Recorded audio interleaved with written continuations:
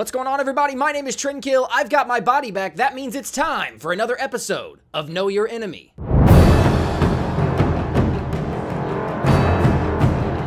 So if you couldn't tell, we're going through the free gods first. We've already discussed a hunter, a guardian, and a mage. Today we're going to be talking about the free assassin. This video is about Thor, the god of thunder.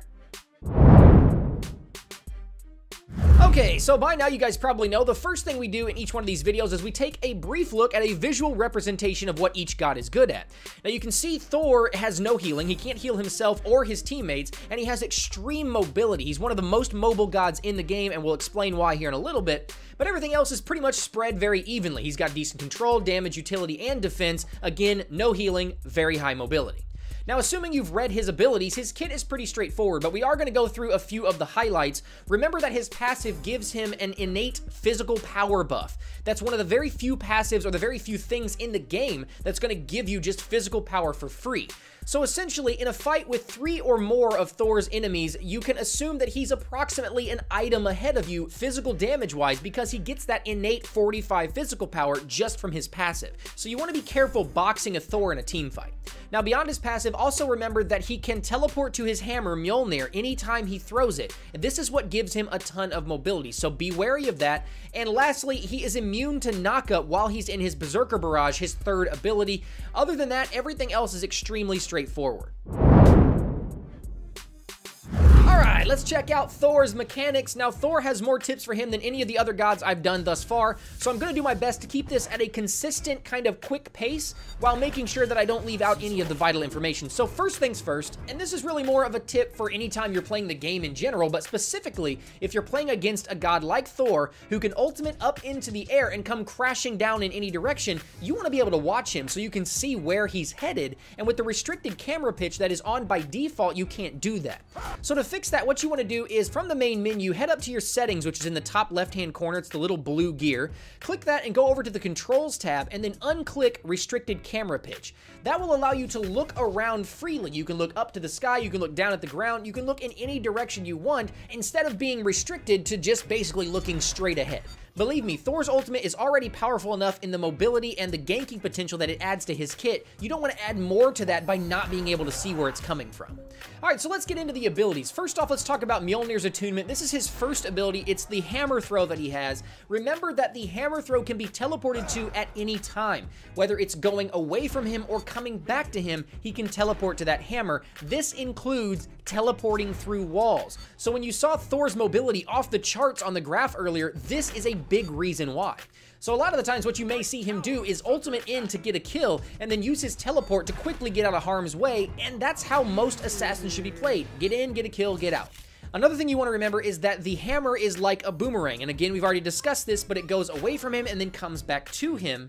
So remember, if you get caught in that boomerang and it hits you going away from him and back to him, it will deal triple ability damage. If we look at some quick math, let's not talk about protections or let's not talk about scaling, let's just talk about the base damage. At rank 5 is 210 damage. If he hits you as the hammer is flying away from him, it will deal 210 damage to you, but on the way back, it will deal double damage, so 420 damage for a total of 630 damage, or triple what the base damage of that ability is. So here's the tricky part. Thor can throw his hammer, and if timed properly, can hit you on the way away from him and on the way back to him, and right after it hits you the second time, can teleport to it and go right into his third ability, Berserker's Barrage, for a ton of burst damage.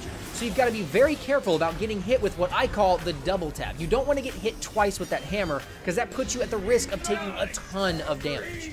Alright, so let's move on and talk about his second ability, Tectonic Rift. If you watched my Ymir guide, you'll know that this is a player-created wall a lot like Ymir's second ability, Ice Wall. Now, there are a lot of differences between Ymir's wall and Thor's Tectonic Rift, however, the big one being that if you hit an enemy god with your Tectonic Rift, they will be stunned. This gives Thor one of the longest distance stuns in the game, which makes it an extremely great setup ability. If Tectonic Rift is used correctly, it almost guarantees a Mjolnir's Attunement double tap, which can then be comboed into a teleport followed by a Berserker's Barrage. So again, we talked about that combo earlier. It's a ton of burst damage, and Tectonic Rift almost guarantees that that's going to hit.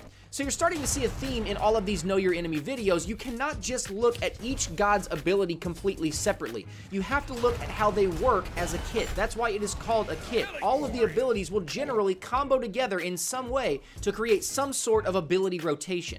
One more quick thing about Tectonic Rift. If you remember from my Amir guide, I told you not to run from an Amir in the jungle because he's likely to cut off your path and trap you in a dead end. Well, that also goes for Thor. While it's not as easy to do, he can cut off your path with his Tectonic Rift. But I did say Amir's wall in the lane is really not that scary because you can just run around it. That's not the case with Tectonic Rift. Thor's wall is much longer than Amir, so he can almost cut off an entire lane with this wall, so you've got to be very careful overextending yourself if you do not have a jump or a teleport to get over or back through the wall. Now, as far as his third ability, Berserker's Barrage, is concerned, there's not much that can be said about this ability that hasn't already been said. Do remember that it is a ton of burst damage if he catches you in all of it, and also remember that he is immune to knockup while he's channeling this ability, so don't try to do anything that's going to knock him out of it because that's not going to work. And then there was his ultimate, Anvil of Dawn. This is what gives Thor his massive amounts of mobility. If you've never played Thor, this is what it looks like in his ultimate. He flies up in the air, and while he's up there, he can choose any direction he wants to go, and he can come crashing down in that massive radius on top of somebody, stunning them and dealing a considerable amount of damage. Now, on top of the obvious mobility benefits that you gain from this ability, being able to fly up in the air and basically teleport a long distance, this also adds a lot of sneakiness to Thor, which is what makes him an assassin. First off, Thor's channeling of his ability is a very distinct sound, so when you hear it, you know exactly what's happening. However, if he is far enough away from you, you will not hear the channeling of his ability. You will only feel the force of him coming crashing down on you without any warning whatsoever. Now, the only way to counter this is to have wards in the jungle so that you can see him channeling his ability rather than hearing it. That way you at least have some sort of idea that Thor's about to bring the thunder.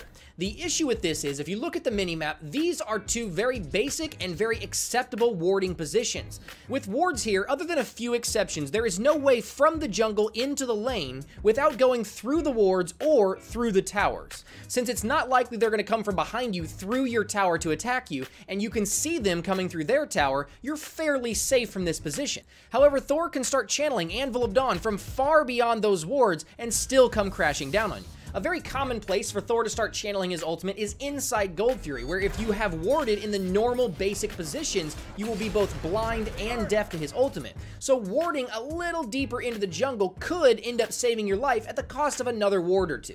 And last but not least, one more tip for Anvil of Dawn. Remember, we've already talked about Tectonic Rift, Stun, into Mjolnir's Attunement, into Teleport, into Berserker's Barrage. You can add Anvil of Dawn to this combo and kind of change up the order of abilities. So the main combo that you're going to see is somebody stunning you with Anvil of Dawn, going right into Berserker's Barrage, coming out of Berserker's Barrage into a Tectonic Rift to stun you again, and then landing Mjolnir's Attunement. Follow that up with some auto attacks, and you can really 100 to 0 somebody in a very short amount of time.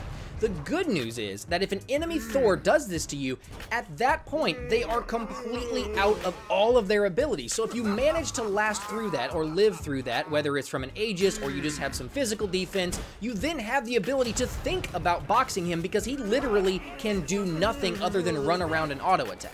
So just remember that while Thor is extremely mobile, once his ultimate and his Mjolnir's Attunement are on cooldown, he is completely vulnerable and is no longer mobile at all.